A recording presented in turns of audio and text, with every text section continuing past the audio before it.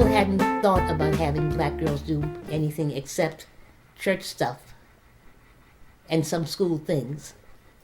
But Girl Scouting was perceived by everybody to be white. And you mean you have black Girl Scouts? Yeah, black girls who are Girl Scouts? Uh-huh. Oh. Well, what do y'all do? Same thing you do.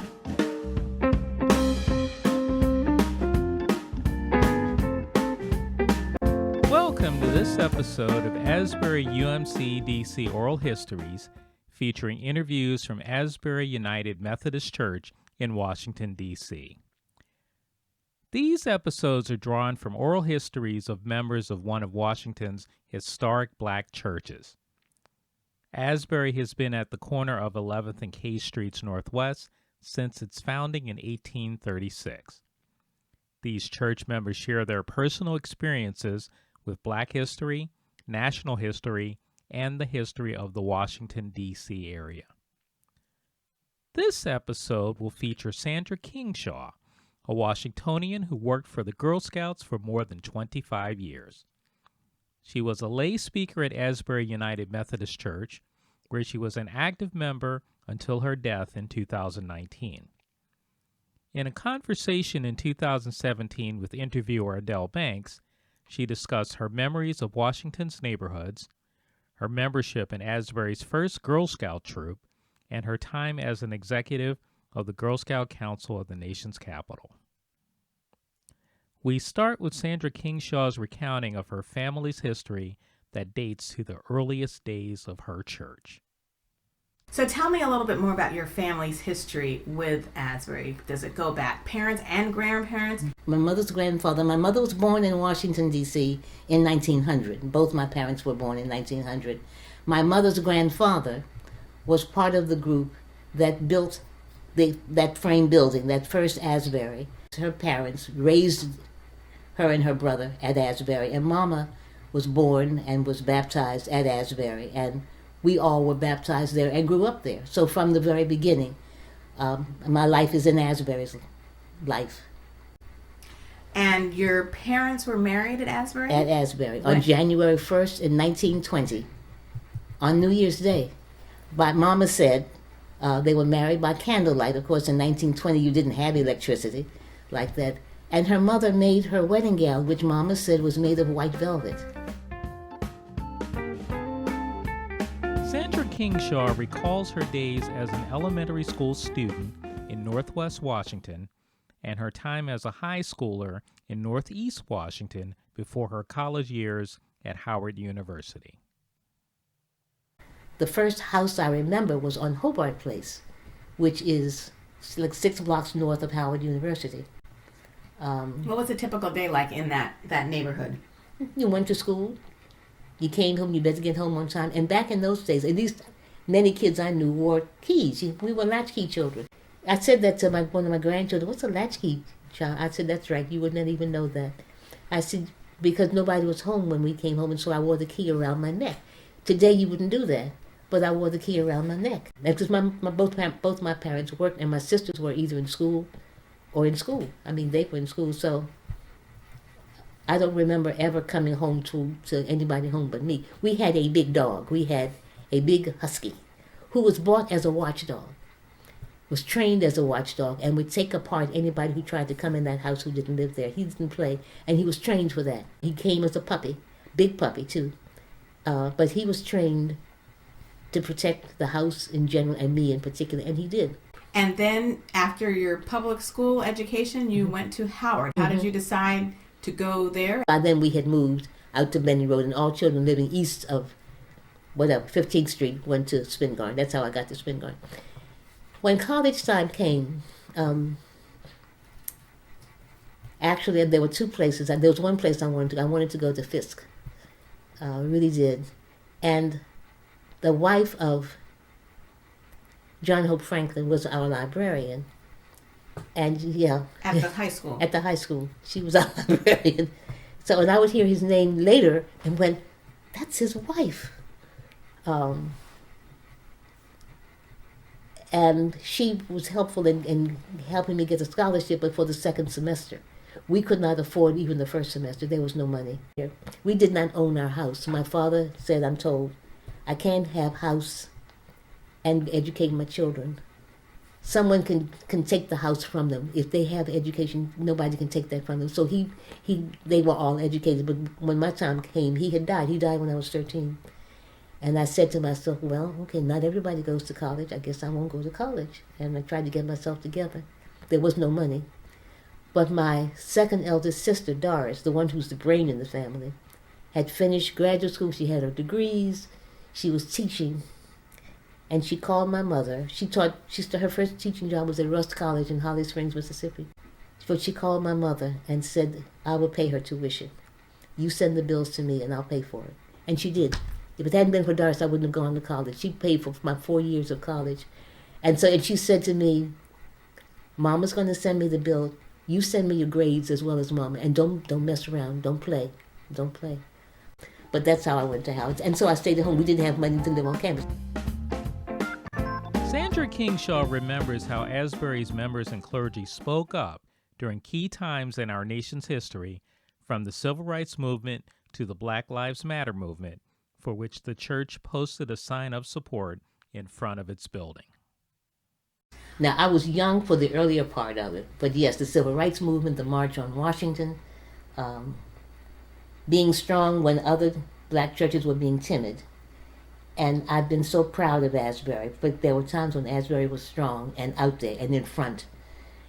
When other African American churches in Washington were kind of being quiet. Well, we have to be quiet. We can't be quite so bold.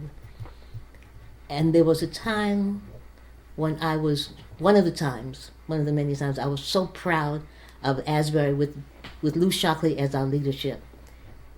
During the Rainbow Concert, and Asbury hosted it, I said, that's my church. Beatrice looked at it. She looked at the announcement. She said, Asbury? That's my mother's church. She called me and said, Mom? I said, What was the Rainbow Concert? It was the LGBT, and we welcomed them, and the place was packed. And that was Lou Shockley. He pushed on that. For the Million Man March, that lots of black people were nervous about, that set Sunday,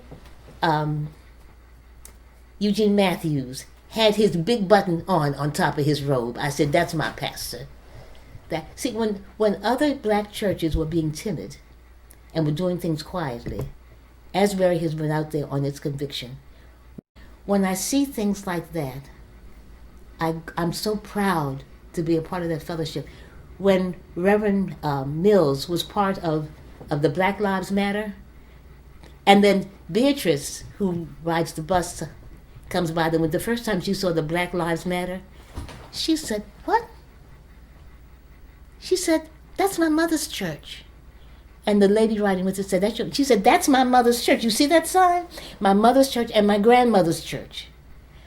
When I see that, I go, all those people before us who sold chicken dinners, who made programs when we didn't have the big fancy printer, who sat and did the mailing when we didn't have that fancy printer, who would make phone calls, who would go visit people who were lost and lonely, who would pray with folks on the street. Those are the people who have made Asbury. The people who make wonderful speeches have too, but those are the people who did the work that Jesus would do, because Jesus would do that. Sandra Kingshaw has fond memories of being part of Asbury's first Girl Scout troop, which started around 1949. I was at Browning, and I didn't know how spectacular that was. But yeah, in the first Girl Scout troop at Asbury. There were quite a few of us. It was a good-sized troop, a big troop. Do you remember anything about that troop? Mm-hmm. We did things, we made things. We went on local trips. Some of us went camping.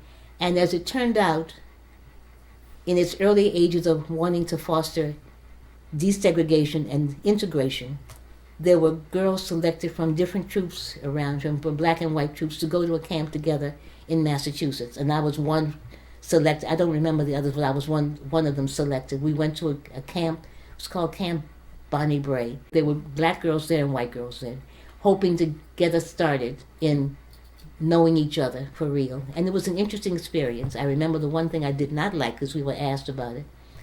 I said, because I was the only black girl in my tent, and I said I didn't mind being the only, but to be the only one in a tent of maybe 12 girls, I said to be the only one I did not like. I was mouthy even then. I just did not like.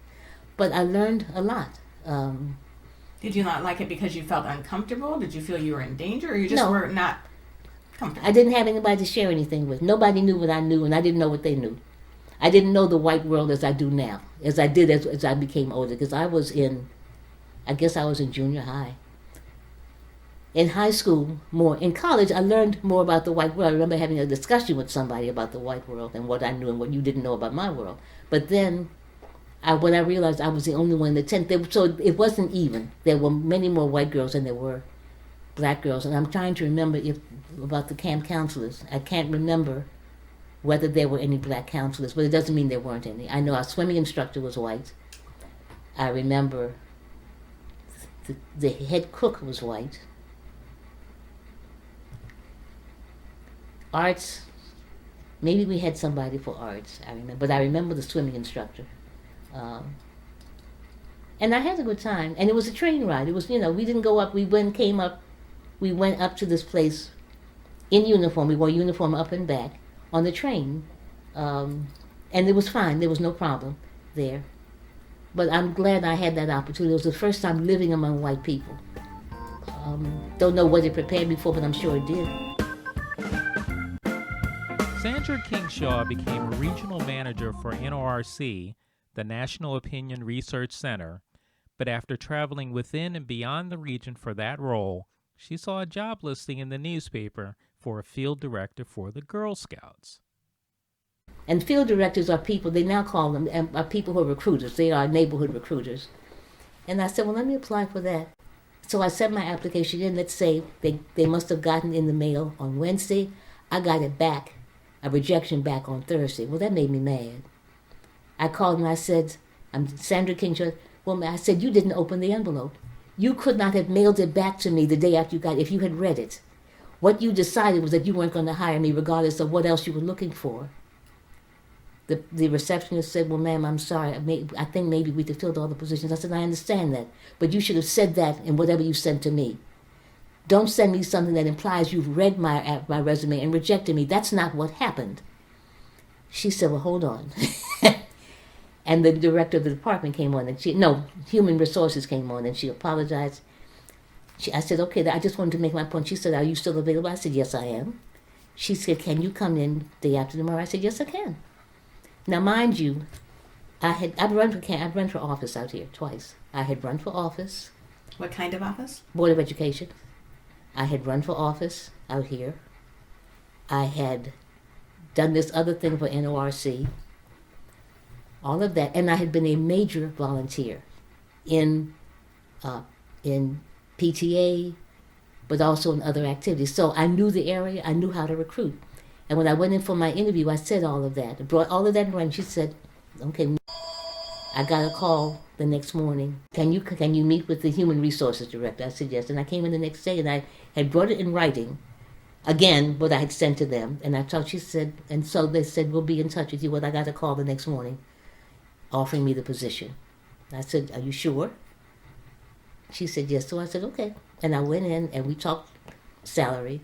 And I didn't negotiate. I didn't know enough to negotiate then. But I was fine because it meant I could be stable. And I went to work for the Girl Scouts. And I was a membership recruiter. Rising up the ranks of the scouting organization, Sandra Kingshaw became an area manager who supervised field recruiters and, later, director of membership services. I like management. I know most people don't. I like management. I like administration. I like being the person I like being where the buck stops, or close to where the buck stops. I don't mind that. I enjoy that. It allows me the opportunity to shape things, and I like doing that. And I don't mind being held accountable. I was an excellent employee. No hitches. I did what I was supposed to do, and then some. I supervised managers, and I would say to them, in addition to meeting our goals, I want you to be as strong as you can be. When you are working at things, think of how this will look on your resume for your next job, because you didn't come to this position to die. So how do you put this on your resume. And so people who were under my direction became managers. One of them went out to run another council. I like that. And when they screwed up, I held them accountable. And when I screwed up, which was not often, because I was number 2 behind the executive director, behind the CEO. And when I screwed up, she would call me, but it didn't happen often. I was good.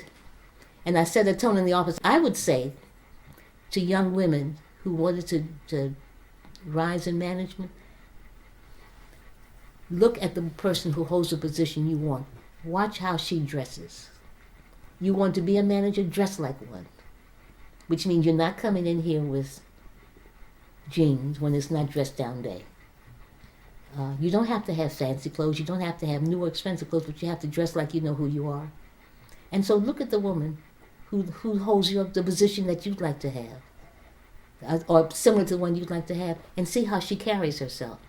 And I'm telling you, don't look at the guys because they're different. Look at the woman. I'm here to tell you, I don't want to hear women can't run a business. Girl Scouts are an extremely efficiently run business. Extremely efficient. We understand what bottom line means, because we had membership goals. In fact, we were paid by performance. You didn't get an automatic raise at all, ever. You merit performance. Sandra Kingshaw described what it was like to be the first African American to serve as an area manager at the Girl Scout Council where she worked. And Girl Scouts had never had anybody of color. Was that challenging at times? To me, I had run for office. I had gone into places where they weren't looking for anybody whose skin was even palely white, let alone black. So no, I'd already gotten all that done. I had met with people who would blink, and I'd blink back. One time, I was staffing a position because I didn't have a field director, and this was in Southern Maryland. And one of the volunteers from there said to me, came into my office, he said, I know you're meeting with our folks tonight, this white guy in a all-white group. He said, when you come, could you kind of be humble? I said, what? He said, could you kind of be, I said, what does that mean? And he said, what do you mean? I said, well, let me tell you something. I go down on my knees before my Lord. Beyond that, nobody else. So I don't know what you're expecting, but if that's what you're looking for, that's not going to happen tonight. He said, okay, I'm sorry to hear that. Can we meet with your executive director? I said, absolutely. So I called the CEO and called and asked her, now this was the interim, can we come here? She said, absolutely. So I said, would you like me to step out? He said, no. So he said to her, he told her, that I asked Mrs. Kingshaw, we were having this meeting, yada, yada, yada. I asked her if she would please be humble. And she said, and the CEO said, and what did she say? She said that she was not going to go on her knees for anybody except her Lord. And she said, that's the right answer. He said, but she said, that's the right answer. We don't expect our employees to be humble. She said, I don't know what you were expecting her to say, but she gave the correct answer. Be humble. Be humble? I don't do humble. I do humble before God, and that's it. This was a man affiliated with the Girl Scouts. Oh, yeah, we have guys working with Girl Scouts. Asking you to do this at a Girl Scout gathering. Yes. Meeting. Yes. I said, no. So full circle here related to the Girl Scouts. Mm-hmm. Do you see a connection between your being a brownie at Asbury United Methodist Church in the first troop to the extent of work you ended up doing as an employee for the council? I don't think so. I think because I stayed in Girl Scouting all of my childhood through high school. Maybe. I just had never thought about it. So maybe. We did things that Girl Scouts, that young black girls didn't do. And Girl Scouting in D.C. was connected through church. Now you find them in schools, but then they were in black churches. What did you do that black girls didn't do as in scouting? What do you mean? I don't know. I mean, black girls...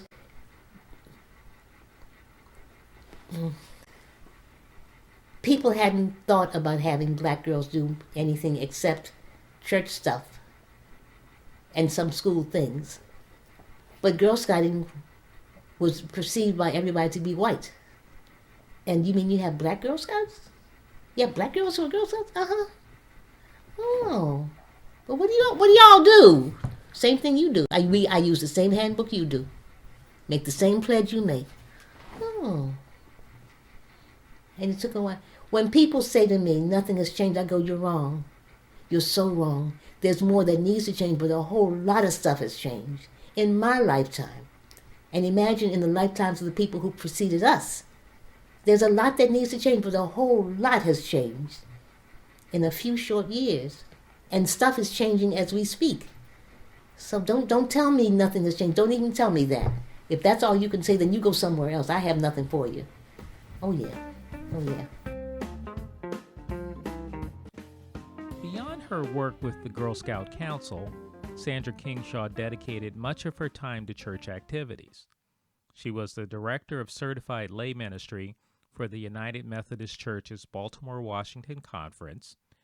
Her roles at Asbury United Methodist Church included serving homebound members communion and being a staple at its neighbor-to-neighbor breakfast that is routinely served people on the last Sunday of each month. Other things I've had that I loved, but those are it, the communion and neighbor-to-neighbor. Why? Because it allows me to touch people, to serve people, hopefully to bring some peace to their lives, even for a few minutes, to bring Asbury to people who can't come, who miss Asbury and who miss communion. The person who lights up when she sees the word Asbury, doesn't know anything else, or who has one lady whose favorite hymn is "My Hope is Built on Nothing Less." And so when I started singing, she begins to move with it. And for the breakfast, all the people who don't have, or who have just a little bit, who are sad or who are angry or who are looking or who are hungry for a touch, yes, food, but for someone to be respectful. Some people have said more than one time to us, you know what we like about here? You all respect us. You'd be amazed at the places we go where we don't get respect. You respect us. And you know, I stand at the door and hug people. And I say, you don't want to hug me this morning? What? What is your problem? Or when they come and they say, oh, here's my lady. And they kiss my hand. And I serve. What I want to do is to get to the place where we sit and have breakfast with our neighbors. And not just serving, but to have breakfast. So that we are indeed brothers and sisters. Right now, we're not yet. We're servers and served, but we're not brothers and sisters. And I want us to be brothers and sisters. Those are the two ministries we have that are brother and sister kinds of things. Of all the things you've done in your life, Mm-hmm. what was the greatest and what has been the greatest blessing?